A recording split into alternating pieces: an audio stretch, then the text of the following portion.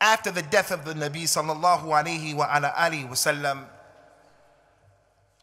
there are some problems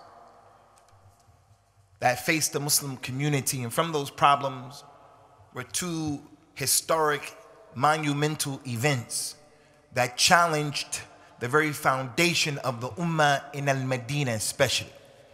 And that was the mushkila, the problem of the ridda of the Arabs. The Arabs, they apostated, and the war of Al-Yamama, the war of Al-Yamama. In those two incidents and issues, a number of the people who memorized the Quran, they were killed and given the shahada fi sabilillahi radiyallahu anhum ajma'in. Abu Bakr was the Khalifa. Umar came to him and said, hey, Abu Bakr, if you don't do something about putting this Quran together, the Quran is going to be lost. Abu Bakr radiallahu anhu said, you're right. So he went to Zayd ibn Thabit with Umar.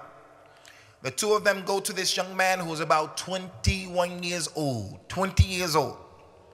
They said, we saw and we know and knew that the Prophet sallallahu alaihi wasallam chose you as an Amin. You took care of the revelation. And this is important, ikhwani. Anybody who wrote down the revelation, he is Amin. And it is a refutation against the Shiite who accuse the companions of apostating and being kuffar. Because if they were to say and you were to believe that the companions who were around the Nabi were kuffar, then that's a clear indication the Prophet didn't know who was around him. He didn't know what he was doing. Hasha lillah. He knew what he was doing. And that's why he knew where to put each and every one of those individuals in terms of how they were going to benefit Islam and the community. The Nabi sallallahu alayhi wasallam chose him, so he's Amin. Abu Bakr said, we don't know you to lie. We see that you have a tenacity when it comes to detail. We want you to bring that Quran together. Abu Bakr is the age of the Nabi, 62, 63. Umar is 61. This boy is 21 years old. Abu Bakr is Abu Bakr and Umar is Umar. Not one of them by themselves. Both of them are standing in front of him. Two mountains of knowledge in Jannah. The Prophet used to say, sallallahu alaihi wasallam, I believe, Abu Bakr and Umar believe. I came, Abu Bakr and Umar came. I went, Abu Bakr and Umar went. Yawm al-Qiyamah, me, Abu Bakr and Umar. All the time. He didn't say Abu Bakr, Umar and Zayd. Many people are between Zayd and the Nabi sallallahu alaihi wasallam in terms of virtue and superiority. In front of this 21-year-old boy is Abu Bakr and Umar. Abu Bakr the Khalifa said, I want you to bring this Quran together. Zayd ibn Thabit said, I'm not going to do anything that the Prophet didn't do, sallallahu alaihi wasallam. He said, I'm not bringing the Quran together. I'm not doing that. He didn't say, you're the Amirul Mu'mineen. I'm going to listen to you. He didn't say, you're older than me. I'm going to listen to you. He didn't say, it's two of you and one of me. I'm going to listen to him. He didn't say, you're like my father, my grandfather. I'm going to listen. He didn't say any of that. He said, I'm not going to do anything that the Prophet didn't do. Abu Bakr and Umar began, radiyallahu anhuma, to present proofs to him from the Quran and from the Sunnah that show and support that the Quran is going to be a book. Zayd ibn Thabit memorized those ayat. Zayd ibn Thabit, when he heard those ahadith, he know that these two companions don't lie on the Nabi. لا يسافرن أحدكم إلى أرض العدو مع المصحف. None of you should travel to the land of the enemy carrying the mushaf. They said, why would Allah's messenger call it a mushaf unless it's going to be a book? Alif Lam Mim ذلك الكتاب لا ريب فيه. They started reading those ayat.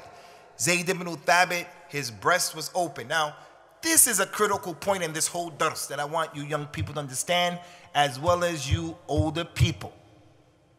No matter who it is, he has to bring the dalil.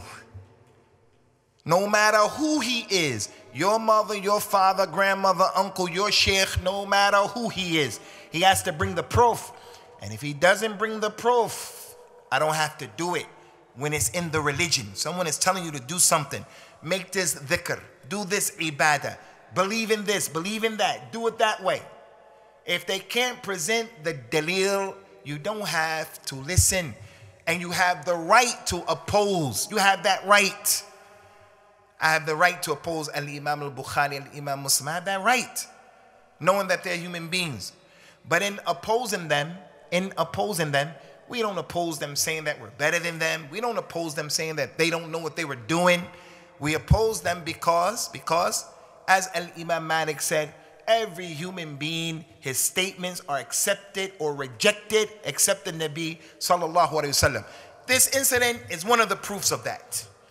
Every human being, his statements are accepted or rejected except the Nabi sallallahu alaihi wasallam.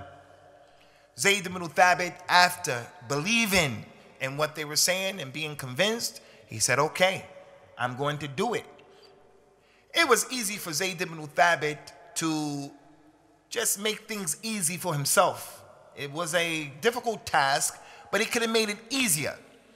But he wanted to be on top of the job. What did he do? They made the announcement to the community, any and everyone who has something where the Quran is written on it, whether it is the skin of an animal, whether you wrote it on a piece of paper, whether you wrote it on a leaf, whatever you wrote the Quran on, any and everything, the announcement was made, bring that thing to Zayd ibn Thabit. As the days went on, he started hearing different people had different things, and he would go to people, physically go to people. He gathered everything. It was easy for him just to gather everything, but he said, I'm going to gather everything, and there has to be at least two Muslims who have the same thing written down. And I have to say this, and I would encourage all of you. There is a tremendous book about the Quran called The Sciences of the Quran. I would advise you to get that book. I don't think there's a better book than that book in the English language. How the Quran was put together and the important sciences of the Quran. Especially if you can get that book before Ramadan comes, so that you can read that book and live with that book in the month of Ramadan. It's written by the brother Yas al-Qadi. I'm talking about that book and that book only right now. The book. I don't support the positions that he's taken, this or that.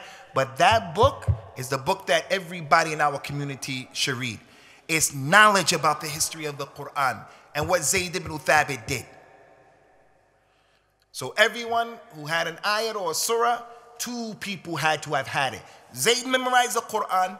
He could have sat there and wrote the Quran by himself. But he wanted it written down, and he wanted to be written down with at least two people.